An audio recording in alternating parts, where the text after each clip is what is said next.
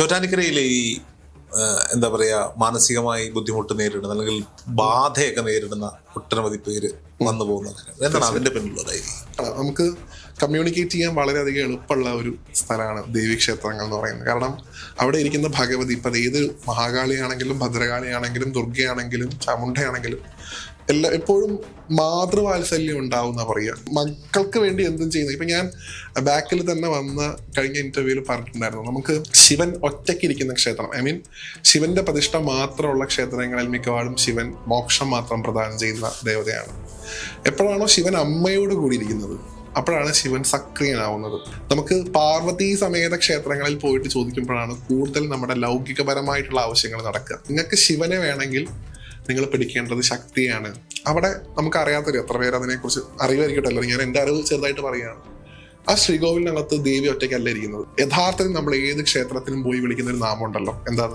മേൽക്കാവിലെ ഭഗവതിയെ തൊഴാനായിട്ട് എത്തുന്ന വില്വമംഗലം സ്വാമിയാർക്ക് കുളത്തിൽ നിന്ന് കിട്ടുന്ന വിഗ്രഹമാണ് അവിടെ പ്രതിഷ്ഠിക്കുന്നത്. ഭദ്രകാളി സ്വരൂപത്തിലുള്ള വിഗ്രഹമാണ്. യഥാർത്ഥത്തിൽ അവിടെ കാളിയാണ്. ഗുരുതി എന്നാണ് ആ വഴിപാടിന്റെ പേര്. ഇത് നടക്കുന്നത് മേൽക്കാവിൽ നട അടച്ചതിന് ശേഷം എല്ലാ ദിവസവും ഗുരുതി ഉണ്ട്. ഇതിന് ഏറ്റവും രസമുള്ളൊരു കാര്യം ഇതാണ്. എനിക്ക് ഇങ്ങനത്തെ കഥകളിലൊക്കെ ഇങ്ങനെ ചെറിയ എലമെന്റ്സ് ആണ് ഏറ്റവും ഇഷ്ടം. ദേവി പുറത്തേക്ക് ഇറങ്ങി വന്ന് ഗുപ്തനെ നോക്കി ചിരിച്ച് യക്ഷിയോട് ചോദിക്കുന്ന ഒരു ചോദ്യമുണ്ട്. ആ ചോദ്യമാണ് നമ്മളെ ദേവി ഭക്തരൊക്കെ മനസ്സിലിങ്ങനെ സ്വർണ്ണ ലിപികളിൽ എഴുതി വെക്കേണ്ട ഒരു ചോദ്യം ഞാൻ പറയും. ശ്രീരാമ ഭഗവാനും ഹനുമാൻ സ്വാമിയും ശ്രീകൃഷ്ണ ഭഗവാനും ഒക്കെ ആയിരുന്നു കഴിഞ്ഞ എപ്പിസോഡുകളിലൂടെ പോയത്. നമുക്കൊന്ന് ചോറ്റാനിക്കരയിലേക്ക് വരാം. തീർച്ചയായിട്ടും.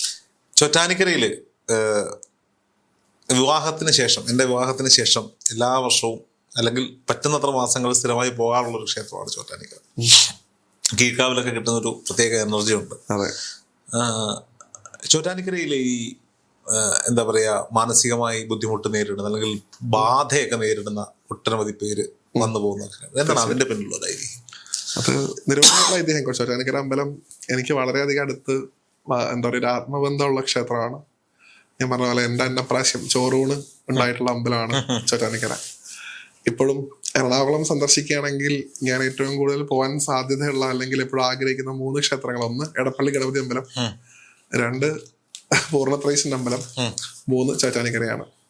ഈവൻ എറണാകുളത്തിന്റെ ദേശദേവൻ എന്ന് പറയുന്നത് എറണാകുളത്തപ്പനാണ്, മഹാദേവനാണ്. അവിടെ ഇതുവരെ ഞാൻ പോയിട്ടില്ല. എറണാകുളം എത്രയോ തവണ വന്നെങ്കിൽ പോയി. ചോറ്റാനിക്കര അമ്മയോട് നമുക്ക് എപ്പോഴും ഒരു ഇഷ്ടം കൂടുതലാണ്.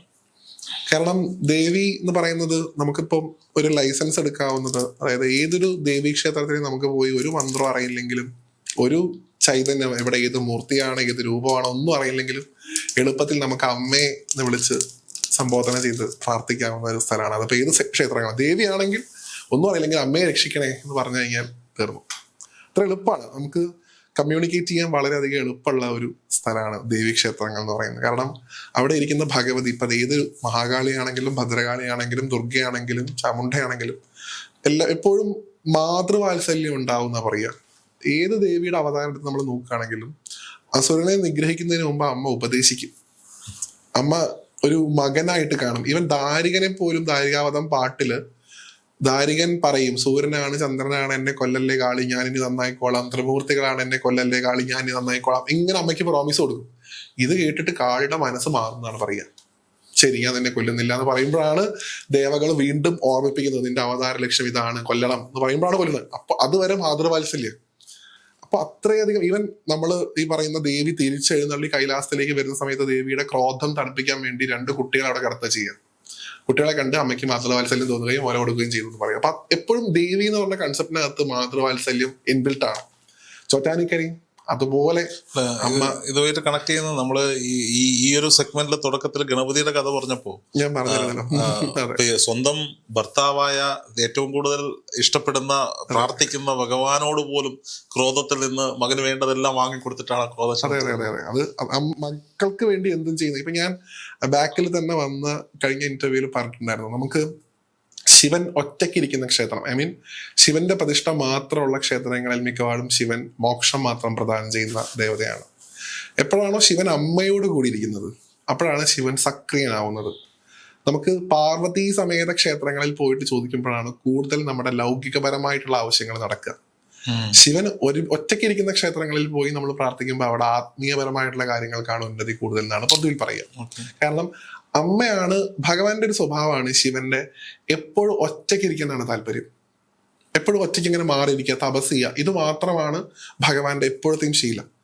അമ്മയാണ് ഭഗവാനെ തപസ്സിൽ നിന്ന് കൂട്ടിക്കൊണ്ടുവന്ന് നമുക്കിടയിലേക്ക് കൊണ്ടുവന്ന് നമ്മുടെ ആവശ്യങ്ങൾ ഭഗവാനോട് പറയുന്നത്. നമ്മൾ എങ്ങനെയാണ് ഒരു ടൂർ പോകുമ്പോൾ അമ്മയുടെ അടുത്ത് പോയിട്ട് അച്ഛൻ്റെ അടുത്ത് പോയിട്ട് പൈസ വാങ്ങിത്താ എന്ന് പറയുന്ന അതേ പ്രോസസ്സാണ് എപ്പോഴും നടക്കുന്നത്. നിങ്ങൾക്ക് ശിവനെ വേണമെങ്കിൽ നിങ്ങൾ പിടിക്കേണ്ടത് ശക്തിയാണ് പറയും പൊതുവിൽ. കാരണം അമ്മയിലൂടെയാണ് ഭഗവാനിലേക്ക് പോകാൻ എളുപ്പ വഴി. ശിവനിലേക്ക് ഡയറക്റ്റ് ആയിട്ട് പോകാന്ന് പറഞ്ഞു കഴിഞ്ഞാൽ വളരെയധികം കഠിനമാണ് ഭഗവാനെ കിട്ടുക. അത്ര പ്രയാസമുള്ള ഒരു മൂർത്തി വേറെപ്പൻ പോലും കുറച്ചുകൂടെയൊക്കെ ഒന്ന് പണിപ്പെട്ടാൽ കിട്ടും. ഭഗവാൻ മഹാദേവനെ കിട്ടണം എന്ന് പറഞ്ഞാൽ അത്രയും പണി. ഇപ്പം അതുകൊണ്ട് തന്നെ ചോറ്റാനിക്കരയെ സംബന്ധിച്ച് പറയുകയാണെങ്കിൽ ചോറ്റാനിക്കര എന്ന് പറയുന്നത് തന്നെ ജ്യോതി ആനയിച്ച കര എന്നാണല്ലോ പറയുക. രണ്ട് ഐതിഹ്യങ്ങൾ പറയാറുണ്ട്. ഒന്ന് ഈ പറയുന്നത് പോലെ ശങ്കരാചാര്യ സ്വാമിയായിട്ട് ബന്ധപ്പെട്ട ഒരു കഥ. അതായത് തന്റെ നാട്ടിൽ ഭഗവതിയുടെ ഒരു ചൈതന്യം വേണമെന്ന് ആഗ്രഹിക്കുകയും കൂട്ടിക്കൊണ്ടുവരികയും എപ്പോഴൊക്കെ ഒരു സമയത്ത് ഭഗവതി പറഞ്ഞപ്പോൾ ഞാൻ കൂടെ ഉണ്ട്, തിരിഞ്ഞു നോക്കിയാൽ ഞാൻ ആ സ്ഥലത്ത് നിൽക്കും, അതുവരെ ഞാൻ വരാം ആണ്. അപ്പൊ കുറച്ച് കഴിഞ്ഞപ്പോൾ ഭഗവതിയുടെ ചിലമ്പിന്റെ ഒച്ച കേൾക്കാതാവുകയും തിരിഞ്ഞു നോക്കുകയും ചെയ്തു. അപ്പോൾ കേരളം എത്തിയിട്ടില്ല എന്നാണ് പറഞ്ഞത്. അതുകൊണ്ട് ദേവി മൂകാംബികയിൽ ഇരുന്നു എന്നാണല്ലോ പറയുന്നത്. അങ്ങനെയാണ് മൂകാംബിക ക്ഷേത്രത്തിന്റെ ഉൽപ്പത്തിയായിട്ട് പറയുന്നത്. അപ്പോഴാണ് ഭഗവാൻ ശങ്കര ഭഗവത്പാദർ പ്രാർത്ഥിക്കുന്നത്, അയ്യോ എന്റെ നാട്ടിൽ അമ്മയുടെ ചൈതന്യം ഇല്ലാതെ പോയല്ലോ, അപ്പൊ നിന്റെ നാട്ടിൽ ഭാവിയിൽ ഒരു ക്ഷേത്രം ഉണ്ടാവും, ചോറ്റാനിക്കര എന്നുള്ള പേരിലൊരു ക്ഷേത്രം ഉണ്ടാവും. പ്രഭാത പൂജ സമയത്ത് ഉഷപൂജ വരെ ഞാൻ അവിടെ ഉണ്ടായിരിക്കും, അത് കഴിഞ്ഞിട്ടേ ഞാൻ മൂകാംബികയ്ക്ക് പോകുള്ളൂ. അപ്പൊ അങ്ങനെ കൺസെപ്റ്റ് ഇപ്പോഴും അവിടെ ഉണ്ട്. അപ്പോൾ ദേവിയുടെ ആരാധനയിൽ അവിടെ ഇരിക്കുന്ന ഭഗവതിയുടെ പ്രത്യേകത എന്ന് പറഞ്ഞു കഴിഞ്ഞാൽ മേൽക്കാവിലെ ഭഗവതി രാജരാജേശ്വരി സങ്കല്പത്തിൽ ആരാധിക്കുന്ന വിഷ്ണു ദുർഗയാണ്. അവിടെ നമുക്ക് അറിയാത്തൊരു എത്ര പേര് അതിനെ കുറിച്ച് അറിവായിരിക്കട്ടല്ലോ, ഞാൻ എന്റെ അറിവ് ചെറുതായിട്ട് പറയുകയാണ്. ആ ശ്രീകോവിലിനകത്ത് ദേവി ഒറ്റയ്ക്കല്ല ഇരിക്കുന്നത്. ആ ശ്രീകോവിലിനകത്ത് ദേവിയുണ്ട്, വിഷ്ണു ഉണ്ട്. അതുകൊണ്ട് വിഷ്ണു ദുർഗാ സങ്കല്പത്തിലുള്ള ആരാധന. യഥാർത്ഥത്തിൽ നമ്മൾ ഏത് ക്ഷേത്രത്തിലും പോയി വിളിക്കുന്ന ഒരു നാമം ഉണ്ടല്ലോ, എന്താണ്? അമ്മേ നാരായണ, ദേവി നാരായണ, ലക്ഷ്മി നാരായണ, ഭദ്രനാരായണ. ഇത് വിളിക്കാൻ യഥാർത്ഥത്തിൽ വിധിക്കപ്പെട്ടിട്ടുള്ള ക്ഷേത്രം ചോറ്റാനിക്കരയാണ്. എല്ലായിടത്തും നമുക്ക് വിളിക്കാം, തെറ്റൊന്നുമില്ല, ഒരു കുഴപ്പമില്ല. പക്ഷെ അത് വിളിക്കേണ്ടതായിട്ടുള്ള ക്ഷേത്രം ചോറ്റാനിക്കരയാണ്. കാരണം ആ ശ്രീകോവിലിനകത്ത് മേൽക്കാവിലിരിക്കുന്ന ഭഗവതി രുദ്രാക്ഷശില എന്ന് പറയും, വെട്ടുകല്ലിന്റെ വിഗ്രഹമാണത്. ആ വിഗ്രഹത്തില് ഒരു ഭാഗം വിഷ്ണുവും ഒരു ഭാഗം ഭഗവതിയാണ് നമ്മൾ കാണുന്നത്. അത് ഗോളക ചാർത്തിയിട്ടാണ് എപ്പോഴും കാണാം. ഭഗവതിയുടെ ഒരു ഭാഗത്ത് വിഷ്ണുവിന്റെ ചൈതന്യം ഉണ്ട് ആ വിഗ്രഹത്തിനകത്ത് എന്നാണ് പറയുന്നത്. അതുകൊണ്ടാണ് അവിടെ പോയിട്ട് നമ്മൾ അമ്മയെ നാരായണ വിളിക്കുന്നത്. കാരണം അമ്മയ്ക്കും നാരായണനും ഒറ്റ നാമം കൊണ്ടുള്ള സ്തുതിയാണ്. ദേവി നാരായണ, ലക്ഷ്മി നാരായണ. ഈ നാരായണ ഒപ്പം ചേർക്കുന്ന ദേവിയാണെങ്കിൽ നാരായണി എന്നാണ് ചേർക്കേണ്ടത്. എന്തുകൊണ്ടാണ് നാരായണ എന്ന് ചേർക്കുന്നത്? കാരണം ഒപ്പം വിഷ്ണു ഉണ്ട്. അതുകൊണ്ട് വിഷ്ണു എന്നുള്ള സങ്കല്പവും ദേവി എന്നുള്ള സങ്കല്പവും ഒരുമിച്ച് നിൽക്കുന്ന ക്ഷേത്രമാണ് ചോറ്റാനിക്കരയിലെ മേൽക്കാവ്. അതാണ് ആദ്യം ഉണ്ടായിരുന്നുള്ളൂ. അതിന്റെ പുറകിൽ വലിയൊരു കഥ ഉണ്ടായിരിക്കും. നമുക്ക് പോലെ കണ്ണപ്പൻ എന്ന് പറയുന്ന ഒരാളുടെ കഥ, അയാൾക്കൊരു മകൾ ഉണ്ടാവുന്നു. അത് പിന്നീട് ഒരു ക്ഷേത്രമായിട്ട് മാറുകയാണ് ചെയ്യുന്നത്. അവിടെയാണ് ഈ ഒരു സ്ത്രീ, ഒരേ സ്ത്രീ ഈ പറയുന്ന അരിവാള് മൂർച്ച കൂട്ടാൻ നോക്കുമ്പോ ഈ പറയുന്ന ഒരു രക്തസ്രാവം ഉണ്ടാവുന്നു. എല്ലായിടത്തും ഉള്ള വ്യാസൻജി പറഞ്ഞു തന്നെയാണ് ഞാൻ കേട്ടത്. അപ്പൊ രക്തസ്രാവം ഉണ്ടാവുന്നു. ഉടനെ തന്നെ ഇടക്കാട്ട് മനയിലോ അങ്ങനത്തെ ഒരു മനയിലെ നമ്പൂതിരി വരുന്നു. ചൈതന്യം കണ്ട സ്ഥിതിക്ക് പെട്ടെന്ന് നേദ്യം കൊടുക്കണം എന്ന് തീരുമാനിക്കുന്നു. ഉടനെ തന്നെ ഒരു ചിരട്ടയിൽ നേദ്യം സമർപ്പിക്കുന്നു. അത് ഇപ്പോഴും നേദ്യം, ആദ്യത്തെ നേദ്യം ചിരട്ടയിലാണ്, കണ്ണൻ ചിരട്ടയിലാണ് ദേവിക്ക് നേദ്യം. ആ നേദ്യം കൊടുത്ത സ്ഥലമാണ് പിന്നീട് ചോറ്റാനിക്കര മേൽക്കാവായിട്ട് മാറുന്നത്. മേൽക്കാവ് ആദ്യം ഉണ്ടായിരുന്നുള്ളൂ. മേൽക്കാവിലെ ഭഗവതിയുടെ പ്രത്യേകത, മേൽക്കാവിലമ്മ രാവിലെ സരസ്വതിയായിട്ടും ഉച്ചയ്ക്ക് മഹാകാളിയായിട്ടും വൈകിട്ട് ദുർഗയായിട്ടും ആരാധിക്കപ്പെടുന്നതാണ്. അത് വളരെയധികം വിശേഷപ്പെട്ട ഒരു വിഗ്രഹമാണ്. അങ്ങനെ അവിടെ എല്ലായിടത്തും നമുക്ക് ചെയ്യാൻ സാധിക്കില്ല. രാവിലെ സരസ്വതി സങ്കല്പത്തിൽ പൂജിക്കാം, ഉച്ചയ്ക്ക് മഹാകാളി സങ്കല്പത്തിൽ പൂജിക്കാം, രാത്രി ദുർഗാ സങ്കല്പത്തിൽ പൂജിക്കാം. അങ്ങനെ ഒരു ഓരോ സമയത്തും ഭഗവതിയുടെ ഭാവം മാറുന്നു പറയുന്നുണ്ട്. താന്ത്രികമായിട്ട് എത്രത്തോളം ശരിയെന്ന് അവിടെ അടുത്തുള്ള ആൾക്കാരോട് ചോദിക്കേണ്ടി വരും. പൊതുവിൽ അങ്ങനെ പറയാറുണ്ട്. പട്ടടക്കം മാറ്റി എന്ന് പറയും ചില സമയത്ത്. ഉച്ചയ്ക്ക് ചുവന്ന പട്ട്, വൈകിട്ട് നീലപ്പട്ട്, രാവിലെ വെളുത്ത പട്ട് എന്നൊക്കെ പറയും. അപ്പൊ അങ്ങനെ ഭഗവതിയുടെ ഒരു ഭാവമുണ്ട്. ഈ മേൽക്കാവിലെ ഭഗവതിക്ക് അടുത്തായിട്ടൊരു ശാസ്താവിന്റെ പ്രതിഷ്ഠ നമുക്ക് കാണാൻ സാധിക്കും. അതും പിന്നീട് വന്നതാണ്. ദേവിയുടെ ഒരു രക്ഷാപുരുഷ സ്ഥാനമാണ് ആ ശാസ്താവിനുള്ളത്. അത് നമ്മൾ തൊഴുമ്പോൾ വലതുഭാഗത്തായിട്ട് കാണാൻ സാധിക്കും. അവിടെ ഒരു ശിവന്റെ പ്രതിഷ്ഠയുണ്ട്. ഇതാണ് മേൽക്കാവിന്റെ ഒരു സ്ട്രക്ചർ. നമുക്ക് കുറച്ചുകൂടെ ഈ ബാധ ഒഴിപ്പിക്കലും മറ്റു കാര്യങ്ങളൊക്കെ ആയിട്ട് ബന്ധപ്പെട്ട് പറയാനുള്ളത് കീഴ്ക്കാവിലാണ്. കീഴ്ക്കാവ് പിന്നീട് ഉണ്ടാവുന്ന ഒരു ക്ഷേത്രമാണ്.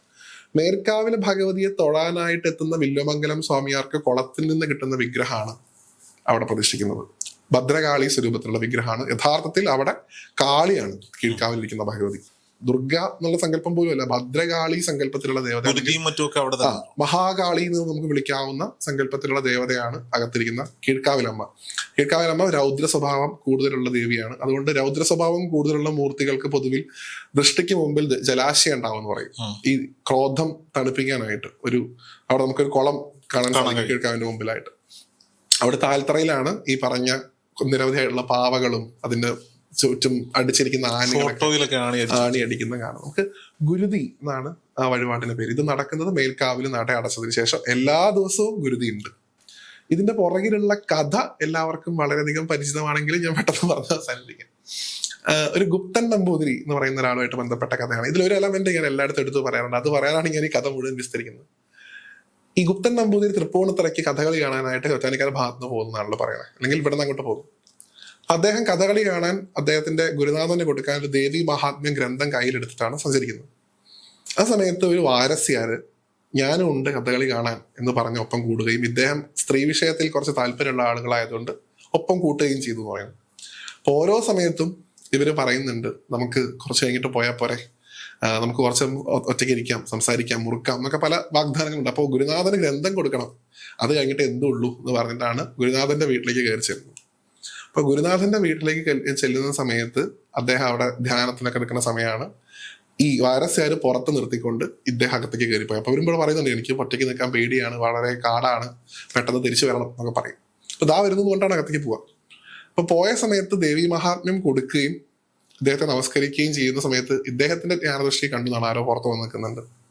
അപ്പൊ ആരാന്ന് ചോദിച്ചു, അതൊരു വാരസ്യാരാണ്, എന്റെ കൂടെ കഥകളി കാണാൻ വേണ്ടി വരികയാണ്.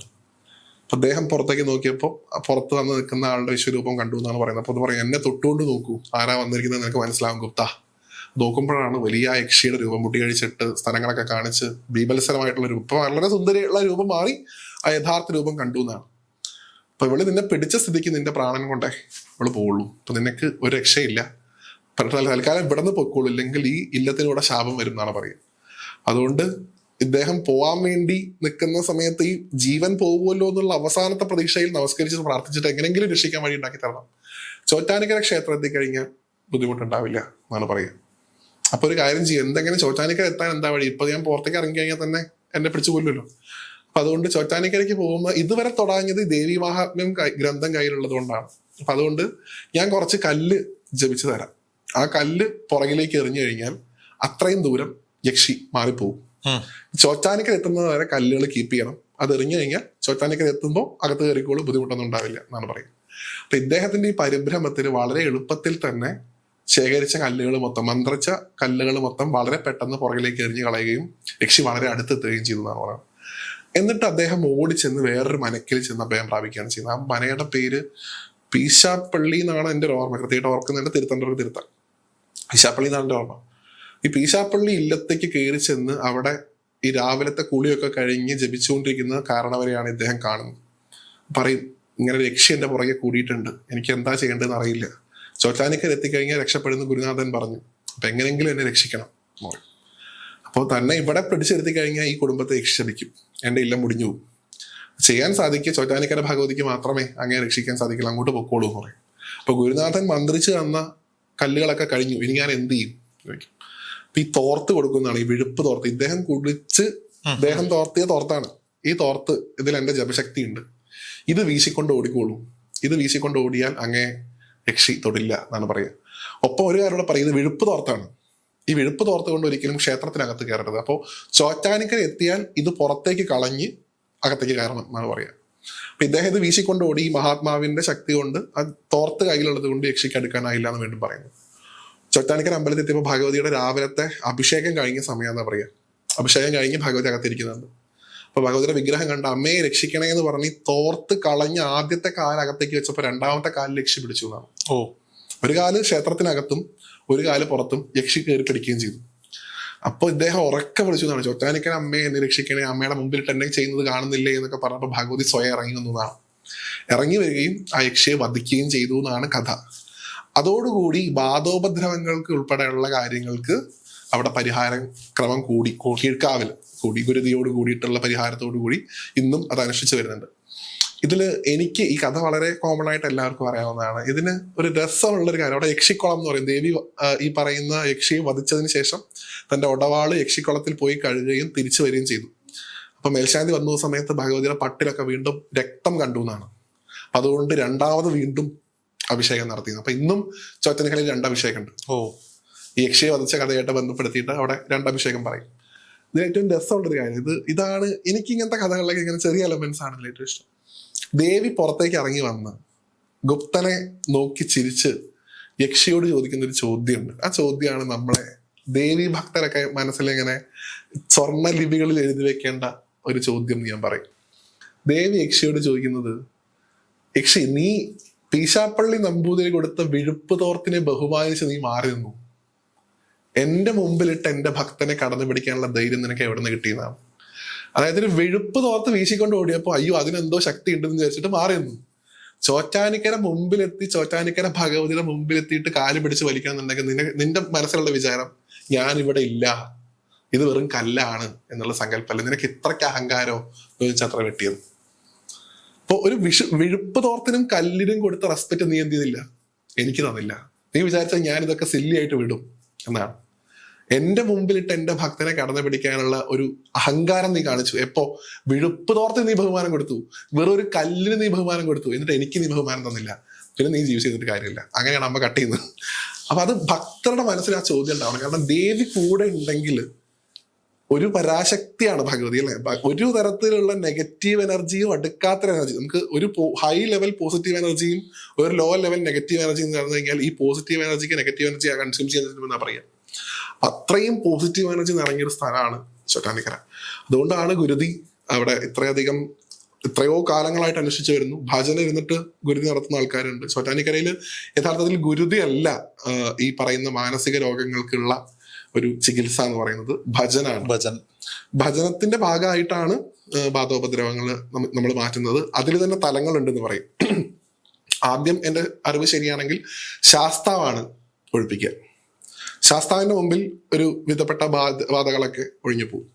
രണ്ടാമത്തെ ഒഴിപ്പിക്കലാണ് കീഴ്ക്കാവിൽ നടക്കുന്നത്. കീഴ്ക്കാവിലെ ആ അമ്മയുടെ മുമ്പിലും ഒരു വിധപ്പെട്ട ബാധകൾ.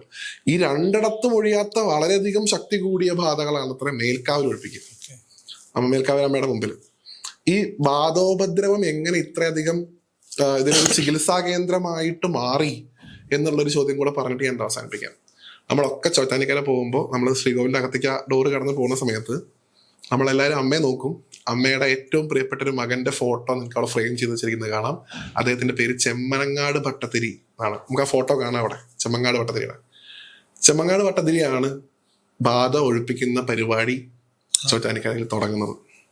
അദ്ദേഹമാണ് ഭഗവതിക്ക് വേദം ചൊല്ലി എത്രയോ ലക്ഷം ഉരുക്കളഴിച്ച് അഭിഷേകം ചെയ്തിട്ടുള്ള ഒരു മഹാത്മാവായിരുന്നു. അദ്ദേഹമാണ് ചോറ്റാനിക്കരയിൽ ബാധോപദ്രവത്തിന്റെ ഒരു രീതി തുടങ്ങുന്നത്. അദ്ദേഹം വലിയൊരു മഹാത്മാവായിരുന്നു. ഭഗവതി സ്വന്തം മകനായിട്ട് കണ്ടിരുന്ന ആളായിരുന്നു അദ്ദേഹം. അതുകൊണ്ട് ഈ അമ്മയുടെ ഈ ഒരു കാര്യം പറഞ്ഞ അമ്മയുടെ വാത്സല്യാണ്. അപ്പോൾ ഈ തൃപ്പൂണിത്തറ കോവിലത്തിൽ തമ്പുരാൻ ശാന്തൻ പറഞ്ഞിട്ടുണ്ട് കഥ. തമ്പുരാൻ എന്ന് വിളിക്കുക. അവിടെ സ്ത്രീകളെയും തൃപ്പൂണിത്തറ കോവിലത്തിൽ തമ്പുരാൻ എന്ന് വിളിക്കുക. ലക്ഷ്മി തമ്പുരാൻ അങ്ങനെ പറയും. തമ്പുരാട്ടി എന്ന് വിളിക്കുന്ന പരിപാടി തൃപ്പൂണിത്തറ ഇല്ല. അപ്പൊ ഒരു തമ്പുരാൻ പോയി തൊഴാൻ, ഉച്ചപൂജയ്ക്ക് തൊഴാൻ വേണ്ടി ചോറ്റാനിക്കര പോയ സമയത്ത് അവിടെ തൊഴാൻ നിന്നിരുന്ന ഒരു സ്ത്രീക്ക് ഈ ബാധോപദ്രവത്തിന്റെ തുള്ളൽ തുടങ്ങിയതാണ്. അപ്പോ ഈ തുള്ളൽ തുള്ളി ഈയമ്മ ഇങ്ങനെ ശ്രീകോവിലിന്റെ മുമ്പിൽ എത്തുന്ന സമയത്ത് തമ്പുരാൻ മാറിയിരുന്നു ഈ തുള്ളിക്കോട്ടെ എന്ന് വിചാരിച്ചു. അപ്പൊ ഈ ബാധ കൂടിയ ശരീരത്തിൽ തന്നെ ദേവിയും സംസാരിക്കും, ബാധയും സംസാരിക്കുന്ന പറയും. അപ്പൊ നീ ആരാണെന്ന് ദേവി ചോദിക്കും, ഞാൻ ഇന്ന ആളാണെന്ന് ഈ ദേഹം തന്നെ പറയും. അപ്പൊ ഈ ഇങ്ങനെ തുള്ളുന്നതിന്റെ ഇടയിൽ ഈ സ്ത്രീ ഉറക്കെ വിളിച്ച് പറയാത്രേ, ഉണ്ണിയോട് പറയൂ, ഉണ്ണിയോട് പറയൂ എന്നാണ് പറയാം. ആ ഉണ്ണി എന്ന് വിളിക്കുന്നത് ചെമ്മങ്ങാടിനെയാണ് പറയുന്നത്. അമ്മ പറയാണത്ര, ഞാൻ നോക്കിക്കോളാം, നിങ്ങൾ എൻ്റെ അടുത്ത് വന്ന് പറയണ്ട, ആരോട് പറഞ്ഞാൽ മതി, ചെമ്മങ്ങാടിനോട് പറഞ്ഞാൽ. ചെമ്മങ്ങാട് ഒരു മന്ത്രം, ചെമ്മങ്ങാട് പിടിച്ച് ജപിക്കുക ചെയ്യാന്ന് പറയാം. ഈ ബാധ പിടിച്ച ആളുടെ കൈ പിടിച്ചിട്ട് ജപിക്കത്രേ. അപ്പൊ ഒരു ദിവസം ഏതോ ഒരു മഹാത്മാവ് ചോദിച്ചു, അങ്ങ് ഈ കൊടിയ ബാധകളെ പോലും ഒഴിപ്പിക്കുന്നുണ്ടല്ലോ, ഏത് മഹത്തായിട്ടുള്ള ഗ്രന്ഥമാണ് അങ്ങ് ഉപയോഗിക്കുന്നത്, ഏത് മഹത്തായിട്ടുള്ള മന്ത്രമാണ് അങ്ങ് ഉപയോഗിക്കുന്നത്? അപ്പൊ അദ്ദേഹം വളരെ അമൂല്യമായിട്ടുള്ള മന്ത്രമാണ് ഞാൻ എനിക്ക് പറഞ്ഞുതരാന്ന് പറഞ്ഞിട്ട് പറയുന്നത്, ചോറ്റാനിക്കര അമ്മയെ ശരണം മാത്രമേ ജപിക്കാറുള്ളതാണ്. ബാധ വന്ന ആളെ പിടിച്ച് ചോറ്റാനിക്കര അമ്മയെ ശരണം, ചോറ്റാനിക്കര അമ്മയെ ശരണം എന്ന് പറയുമ്പോൾ ബാധ വിട്ടു പോകും എന്നാണ് പറയുന്നത്. ആ ബാധോപദ്രവത്തിന്റെ ആ കൾച്ചർ തുടങ്ങിയ ചെമ്മങ്ങാടിനെ കൂടി സ്മരിക്കാതെ ചോറ്റാനിക്കരയുടെ ചരിത്രം ഒരു കാലത്തും പൂർണ്ണമാവില്ല. ഒരുപാട് നാളിന് ശേഷമാണ് ഒരുപാട് സംസാരിക്കാതെ കേട്ടിരുന്ന ഒരു ഇന്റർവ്യൂ എന്ന് പറയുന്നത്. SNG വളരെ സന്തോഷമുണ്ട്. എനിക്കും എന്തായാലും സന്തോഷം. അതിനേക്കാൾ സന്തോഷം എൻ്റെ സ്വന്തം നാടായ മേലിലയിലെ മേലില ശ്രീധർമ്മശാസ്ത്ര ക്ഷേത്രത്തിലെ തിരുവുത്സവത്തിന് ഫെബ്രുവരി മാസം 15-ാം തീയതി വൈകുന്നേരം അങ്ങ് എന്റെ നാട്ടുകാർ ആവശ്യപ്പെട്ടതിന് പ്രകാരം അങ്ങ് എത്തുന്നു എന്നത് ഏറെ സന്തോഷമാണ്. ഒരുപാട് സന്തോഷം. കൊട്ടാരക്കരയിലേക്ക് ഞാൻ ആദ്യമായിട്ടാണ് വരുന്നത്. ഗണപതി ഭഗവാന്റെ നാട്ടിലേക്ക് വന്ന് അവിടുത്തെ വളരെയധികം ആത്മീയ പാരമ്പര്യമുള്ള രോജിയുടെ നാട്ടുകാരെ കണ്ട് സംസാരിക്കാനുള്ള ഒരു അവസരം കിട്ടിയതിൽ ഒരുപാട് സന്തോഷം. Thank you.